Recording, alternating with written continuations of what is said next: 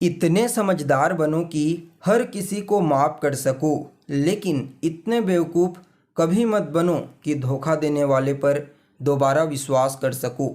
नमस्कार दोस्तों, मैं ज्योतिष आचार्य वासुदेव मिश्रा आपका अपने चैनल भविष्यवाणी पावर ऑफ द लॉर्ड में हार्दिक स्वागत करता हूं। दोस्तों, आज का यह ज्योतिष का कार्यक्रम आप लोगों के लिए, मेष राशि वालों के लिए बेहद ही ज़्यादा खास और महत्वपूर्ण कार्यक्रम साबित होने वाला है। आज हम बात करेंगे दैत्य गुरु शुक्राचार्य जी महाराज के राशि परिवर्तन प्रभाव के बारे में।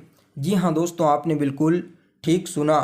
दैत्यों के गुरु शुक्राचार्य जी ने अपनी वर्तमान शत्रु राशि वृश्चिक राशि को छोड़ करके फिर से अपने शत्रु देवगुरु बृहस्पति की जो मूल त्रिकोण राशि है धनु राशि, उसमें 18 जनवरी 2024 की रात लगभग 8 बजे के आसपास प्रवेश कर चुके हैं और आने वाले 25 से 30 दिनों तक अपने शत्रु की राशि में ही गोचर करते हुए आपको प्रभावित करेंगे। वैसे ज्योतिष शास्त्र के आधार पर देखा जाए तो कोई भी ग्रह अगर वह अपनी शत्रु की राशि में गोचर करता है तो अपना श्रेष्ठ परिणाम नहीं दे पाता। क्यों?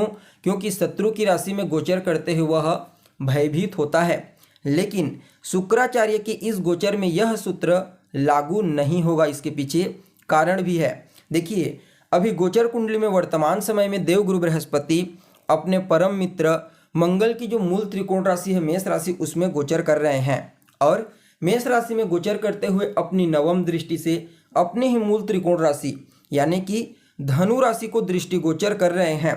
तो ऐसे में समझने का प्रयास कीजिए, शुक्राचार्य का गोचर कहाँ हो रहा है? तो धनु राशि में हो रहा है। तो गुरु की दृष्टि धनु राशि में गोचर करते हुए शुक्राचार्य पर भी पड़ेगी।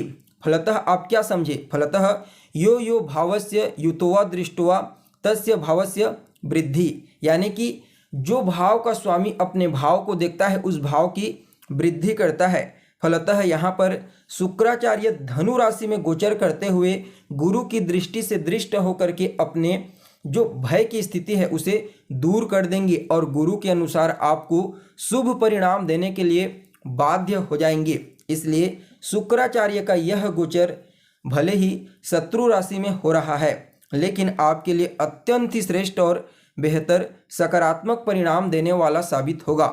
जी हाँ, इसलिए आज के इस कार्यक्रम को अगर आप भी एक मेष राशि के जातक हैं तो अंत तक बिना मिस किए देखने का प्रयास कीजिए। और अगर आप अपनी जन्म कुंडली का विस्तार पूर्वक अध्ययन करवाना चाहते हैं तो आपको डिस्क्रिप्शन बॉक्स में और वीडियो के अंदर व्हाट्सएप नंबर मिल जाएगा, जहां से आप व्हाट्सएप करके अपनी जन्म कुंडली का विस्तार पूर्वक विश्लेषण करवा सकते हैं।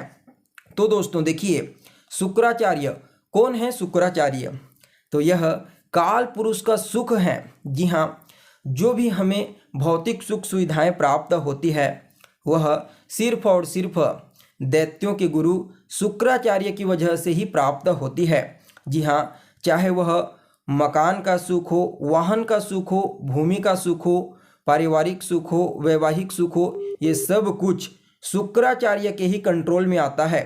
फलतः जन्म कुंडली में शुक्राचार्य का बलवान होना बेहद ही आवश्यक माना जाता है। जी हाँ, जब जन्म कुंडली में शुक्रदेव बली होते हैं तो जातक को बड़ी आसानी के साथ और बड़ी सहजता के साथ ये सब कुछ प्राप्त हो जाती है।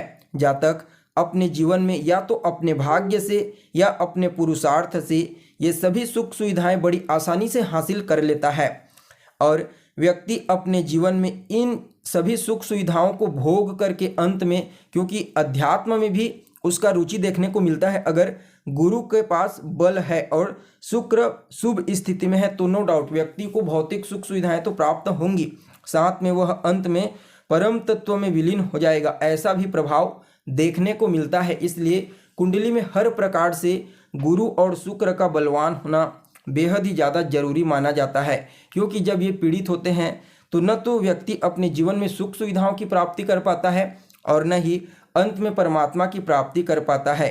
यानी कि एक आप यहाँ पर याद रखिए, एक चीज़ होता है ना कि राम नाम कड़वा लागे मीठा लागे दाम, दुविधा में दोनों गए न माया मिली न राम। ऐसी स्थिति व्यक्ति की हो जाती है जब ये दोनों ग्रह कमज़ोर पड़ जाते हैं। इसलिए इनका चाहे वह गोचर कुंडली हो या फिर जन्म कुंडली, बलवान होना बेहद ही आवश्यक माना जाता है।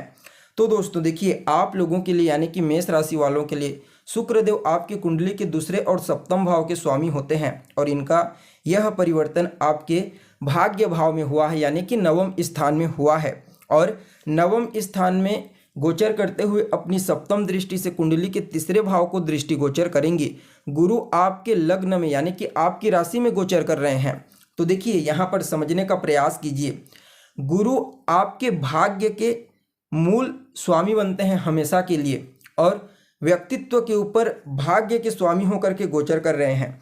तो पहले दृष्टि से तो आपको समझ लेना चाहिए कि आपका भाग्य आपके व्यक्तित्व में ही अभी गोचर कर रहा है वर्तमान समय में, यानी कि आपका व्यक्तित्व जैसा है उसी से ही आपके भाग्य में वृद्धि होने वाली है। लेकिन शुक्राचार्य जो आपके धन और आपके साझेदारी आपके वैवाहिक जीवन के स्वामी बनते हैं वह इस समय आपके भाग्य भाव में है।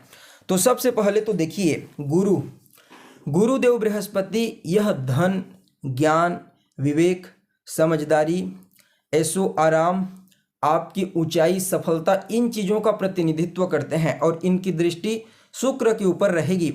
तो सबसे पहले तो इस समय आपके जीवन में भाग्य को और ज़्यादा मजबूत कर देंगे ये दोनों ग्रह, साथ में इन्हें बुध और मंगल का भी बल प्राप्त होगा। परिणाम स्वरूप इस समय भाग्य के दृष्टिकोण से आप 2 कदम चलेंगे तो भाग्य आपको 4 कदम आगे चलाएगा। वहीं शुक्राचार्य के ऊपर गुरु की दृष्टि का पड़ना आपके वैवाहिक जीवन में खुशियों का आगमन होगा। जीवन साथी के साथ आपके रिश्ते बेहतर होंगे। अगर आप अविवाहित हैं तो इस समय आपका विवाह हो सकता है। आपकी कुंडली में विवाह का योग बना हुआ है।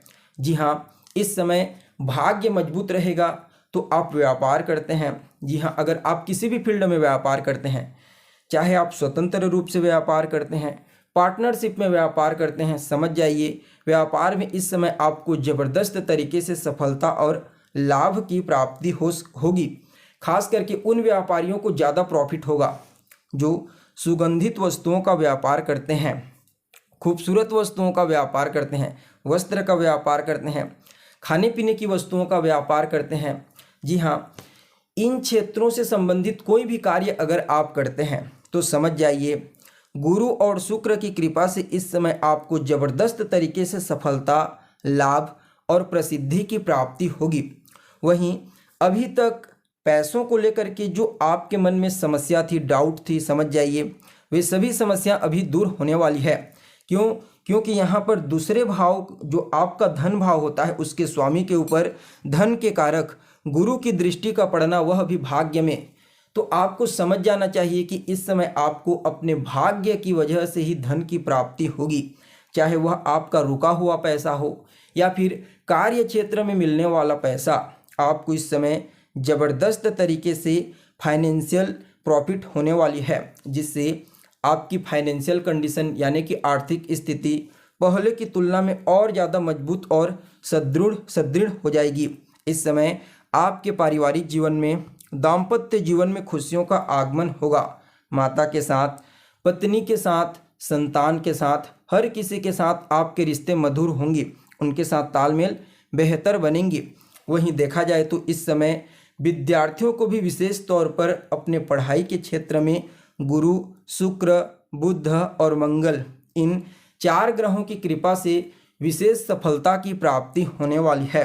कहीं ना कहीं यह समय आपके सामाजिक क्षेत्र में भी आपकी ख्याति को बढ़ाने वाला साबित होगा, क्योंकि व्यक्तित्व के ऊपर गुरु का प्रभाव मंगल, बुध और शुक्र के प्रभाव से प्रभावित होकर, तो आप कह सकते हैं कि इस समय आपका व्यक्तित्व समाज में ज़बरदस्त तरीके से फैलने वाला है, यानी कि आपके व्यक्तित्व की प्रसिद्धि बढ़ेगी। इस समय आपको हर प्रकार से ये 4 ग्रह मिलकर के सफलता, मान सम्मान और प्रसिद्धि दिलाने वाले साबित होंगे। कुल मिलाकर के कहा जाए तो आप सभी मेष राशि वालों के लिए शुक्राचार्य का अपनी शत्रु देवगुरु बृहस्पति की राशि में गोचर करना विपरीत राजयोग के समान, जी हाँ, बेहतरीन और सकारात्मक परिणाम देने वाला साबित होगा। फिर भी इस गोचर के प्रभाव को और ज़्यादा अच्छा बनाने के लिए आप शुक्रवार के दिन अपने आसपास के किसी देवी के मंदिर में जा कर के उनका दर्शन कीजिए।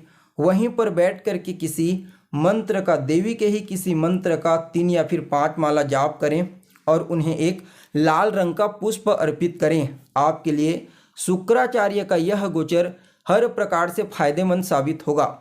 तो दोस्तों, हमें उम्मीद है जानकारी आपको पसंद आई होगी। फिर मिलेंगे एक नए और ताज़ा एपिसोड में। तब तक के लिए आप हमें इजाज़त दीजिए। नमस्कार।